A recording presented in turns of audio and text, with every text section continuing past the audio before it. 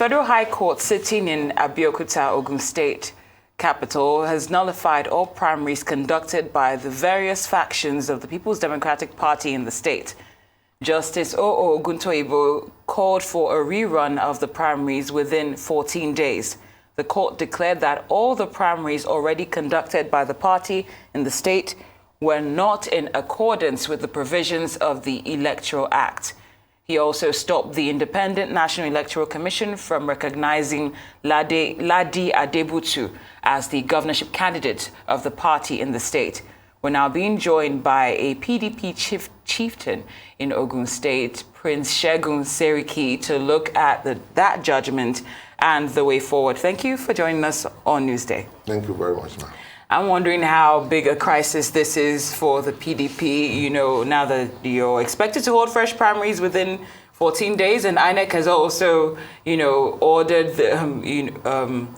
that Honorable Ladi Adebutu is not recognized as the candidate in the state. How big of a crisis is this for you? Well, it's unfortunate, but it's not much of a crisis that cannot be surmounted. The process of law within democracy can look torturous, but it's the finest. The alternative is to have arbitrariness and just constitute government that will give us problem. No, factionalism is a crisis, if I may call it that, in Ogun State. PDP is something that dates back to about 10 years. And here we are again. Last year, in the preparations to primaries and so forth, all the stakeholders came together and assured that this time around there would be unity and harmony. What are the issues that are unable to be resolved for us to find ourselves back in the same place where factionalism is again hindering a strong start to an election? Well, the issue of factionalization in PDP Ogun State is basically arising from refusal to obey court judgments and play by the rules. You see, we tend to run our country by exigencies rather than building institutions. And we had come this bad. And I think the earlier, in the interest of the nation, we build institutions and adhere to rule of law, the better for us. So we're basically in politics, there are bound to be groupings. It becomes big to become factions when the umpires join the fray and manipulate the rules and put people in positions without due process, without being justified. Anybody in politics and democracy knows they're bound to be winners, they're bound to be losers. There is joy in losing when you lose fair and square. But there is even pain within a reasonable person, even when you win by an overload and imposition. So those are the dynamics that makes factionalization the order of the day. And I think it emanates from the national of the party, who had perpetually refused to obey court judgments. And they had arbitrarily been imposing their wishes on the state. It doesn't have to do with PDP alone. It's an issue we need to address as a nation. We are running ourselves invalid by subjecting ourselves unduly and unnecessarily to authorities. We are becoming prisoners in our countries. You discover the slightest leverage you have above your fellow human being, it makes that person a vegetable. That can be the essence of a civilized society. That can be the essence of the democracy we are practicing. And that is unfortunately the situation. It's still persisting. And I doubt if we can have a breakthrough until we do things within rules. We should be predictable as a nation based on law.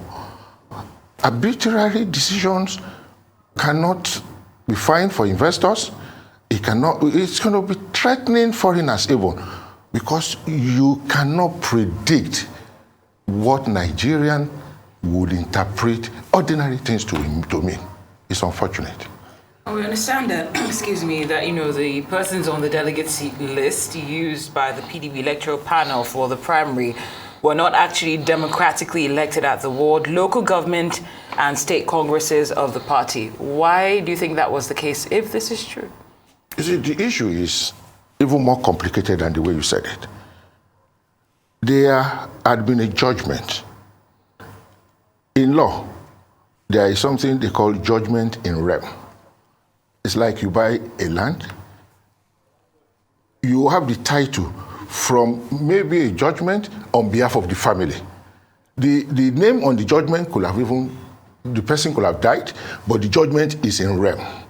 Sometimes in 2016, out of desire to entrench internal democracy within the party, because there is nowhere in the constitution of the PDP, as well as in a lot of these our parties, where national are mandated by law to go and conduct primaries under them. They are supposed to conduct presidential primaries.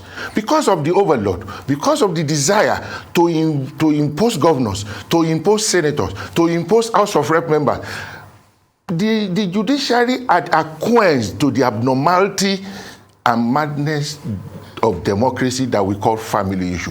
We are in family. We are brought together in this party without knowing each other. We are attracted by the constitution of the party. So where does the family come in?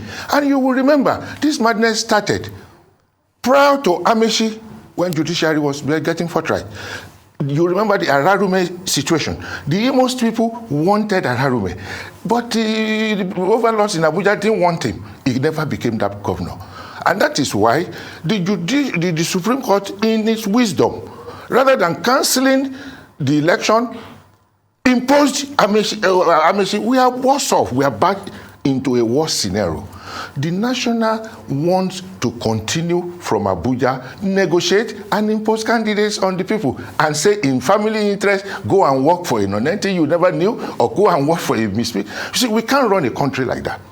The ordinary permissible thing is for a local government congress to elect their House of Assembly.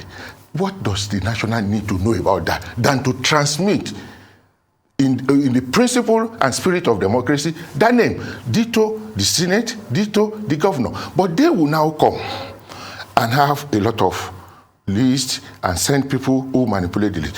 In the particular instance of Ogun State, is even worse. They had gone to court to fight for the entrenchment of internal democracy in Ogun State. Then that brought the Buba judgment. So that judgment is subsisting. That look, these people have resolved to fight for their rights. The court had given them the right to fight for their rights. When it comes to Ogun State, PDP National, stop your arbitrariness and overload. Don't go there.